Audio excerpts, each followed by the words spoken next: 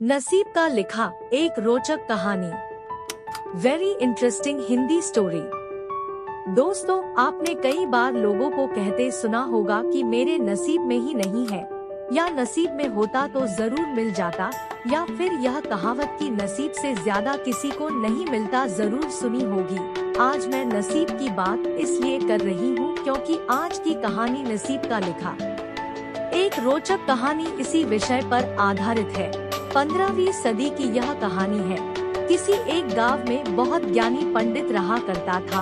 पंडित आजू बाजू के सारे ही गांवों में बहुत प्रख्यात था और इसी वजह से धनवान भी। पंडित का परिवार ज्यादा बड़ा नहीं था। पंडित अपनी पत्नी के साथ अपने बहुत बड़े घर में अकेला रहता था क्योंकि पंडित को कोई बेटा था नहीं और एक बेटी थी जिसका विवाह पास के गांव वाले एक श्रीमंत लड़के से हो चुका था।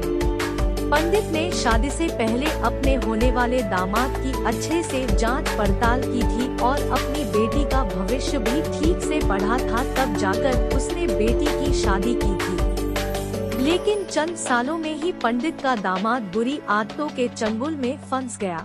जुआ और शराब की बुरी लत ने उन्हें सड़क पर लाकर रख दिया था। अपने बेटी की ऐसी दुर्दशा देखकर पंडित की पत्नी काफी दुखी होती थी और अक्सर पंडित को कहा करती थी, तुम जाकर उनकी मदद कराओ। पंडित हमेशा अपनी बीवी को यह कहकर उनकी मदद करने के लिए मना कर देता था कि अभी कुछ समय तक उनका बुरा वक्त चलना है। हम चाहे कितनी ही कोशिश कर ले, जो उनके नसीब में नहीं है वह उन्हें नहीं मिल पाएगा। पंडित की ऐसी बातों से उसकी पत्नी काफी दुखी हो जाया करती थी और मन ही मन सोचती थी कि कैसा स्वार्थी पिता है, अपनी बेटी को इतने कष्टों में देखकर भी उसकी मदद करने के लिए मना करता है। आखिर भगवान ने जो इतना सारा धन धान्य दिया है उसका क्या करेंगे? हमें कोई और औलाद भी तो है नहीं, ले देकर एक यही बेटी है और उसके लिए भी कुछ नहीं करेंगे तो किसके लिए करेंगे? पंडित ऐसा नहीं सोचता था। ऐसा नहीं है कि पंडित अपनी पुत्री से प्रेम नहीं करता था, लेकिन उसने अपनी पुत्री की कुंडली इतने अच्छे से पढ़ी थी और वह यह पहले से ही जानता था कि वह चाहे किसी भी लड़के से शादी करती, लेकिन उसके जीवन में यह समय आने वाला ही था और बिना इसे भुगते उसको छुटकारा नहीं मिलने वाला था। एक दिन खाने पीने के लिए भी मोहताज हो चुके पंडित के बेटी और दामाद उसके घर पर आए। पंडित ने और उसकी बीवी ने दोनों का खूब आदर सत्कार किया और खूब अच्छा खाना खिलाया। बेटी और दामाद की पंडित से सहायता मांगने की हिम्मत न हुई, इसलिए वह बिना बोले ही वापस अपने घर को लौटने लगे। लेकिन माँ तो माँ होती है, पंडिताइन से रहा नहीं गया और बिना पंडित की इजाजत के उसने चोरी छुपे बूंदी के लड्डू बनाकर उसने सोने के सिक्के रख दिए और बेटी और दामाद को दे दिए ताकि बेटी और दामाद की कुछ आर्थिक सहायता हो सके। पंडिताइन यह भी जान गई थी कि बेटी और दामाद शर्म के मारे उनसे मदद नहीं मांग रहे थे, इसलिए उसने बेटी और दामाद को भी लड्डुओं में छिपे सिक्कों के बारे में कुछ नहीं बताया। जाहिर सी बात है कि जब वो लोग घर पर जाकर लड्डू खाएंगे तो उन्हें उसमें सोने के सिक्के मिल जाएंगे। इस तरह बिना उनके मांगे ही उन तक मदद पहुंच जाएगी। सोचकर पंडिताइन मन ही मन अपने बेटी की मदद करने के लिए खुश होने लगी। पंडित के दामाद और बेटी उन दोनों का आशीर्वाद लेकर अपने घर के तरफ रवाना हो गए। उन दिनों गाड़ियाँ तो होती नहीं थी, घोड़ा गाड़ी या बैल गाड़ियाँ चलती थी। पैसे ना होते तो और चीजों की लेन देन से भी व्यवहार होता था। बेटी और दामाद का गांव पंडित के घर से कोसों दूर था, फिर भी पैसों की कमी के चलते वह चलकर अपने गांव की तरफ निकल पड़े। थोड़े दूर ही चले थे कि पंडित की बेटी के पैर में मोच आ गई और अब उसको चलना भी मुश्किल हो गया। पंडित के दामाद ने जब देखा कि उसकी बीवी अब बिल्कुल चलने में सक्षम नहीं है, तो उसने एक टांगा अपने घर तक किराए पर ले लिया। दोनों पति पत्नी टांगे में बैठकर घर तक पहुंच गए, लेकिन टांगे वाले को देने के लिए उनके पास पैसे थे नहीं, इसलिए पंडिताई ने जो बूंदी के लड्डू उन्हें दिए थे वही किराए के तौर पर उस टांगे वाले को दे दिए।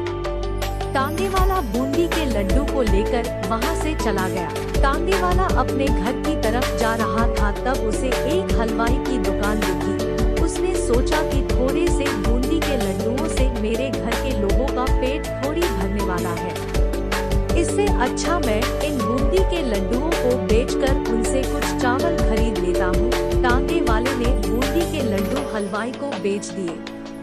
जिस गांव में वह हलवाई रहता था, उसी गांव में एक आदमी ने अपने घर पर पूजा रखी थी और उसी पंडित को उस पूजा के लिए बुलवाया था। पूजा में लगने वाले प्रसाद के लिए उस आदमी ने उसी हलवाई से बूंदी के लड्डू लिए जहां पर उस टांगे वाले ने बेचे थे। हलवाई ने भी उस आदमी को टांगे वाले से खरीदे हुए लड्डू ही पहले दिए ताकि वह खराब ना हो जाए, क्योंकि वह नहीं जानता था यह लड्डू कब बने हैं। पूजा खत्म होने पर दक्षिणा और बूंदी के लड्डू लेकर जब पंडित अपने घर आया और खाना खाने बैठा तो प्रसाद में लाए बूंदी के लड्डू खाते वक्त लड्डू से सोने का सिक्का निकला। इस घटना को देखकर पंडिताइन की आंखों से आंसू बहने लगे। पंडित ने जब पंडिताइन से उसके रोने का कारण पूछा तो पंडिताइन ने पंडित को सब कुछ बताया और पंडित से उनकी बातों पर भरोसा न करने के लिए माफी मांगी। पंडित ने पंडिताइन के आंसू पोंछे और कहा कि तुम्हारी तरह मैं भी हमारी बेटी को बहुत प्रेम करता हूँ, लेकिन अगर हम उसकी अब मदद करते हैं तो दामाद हमसे हमेशा ऐसे ही मदद की अपेक्षा रखेगा और अपनी बुरी आदतों को कभी नहीं छोड़ेगा। पंडिताइन भी अब पंडित की बातों से सहमत हो गई। 2-3 महीने बीत गए। पंडित के दामाद और बेटी फिर से एक बार उसके घर आए और इस बार उनकी परिस्थिति पहले से बेहतर थी, क्योंकि पिछली बार खाली हाथ जाने के बाद दामाद ने नया काम शुरू किया था और अपनी सारी बुरी आदतें भी छोड़ दी थी। दोस्तों, नसीब का लिखा नहीं बदलता, यह कहानी आपको कैसी लगी? क्या आप भी नसीब पर भरोसा रखते हैं या फिर आप उन लोगों में से हैं जो अपना नसीब खुद अपने हाथों से लिखना चाहते हैं? दोस्तों, अगर आपको भी ऐसी मजेदार कहानियाँ पसंद है तो चैनल को सब्सक्राइब कर लें।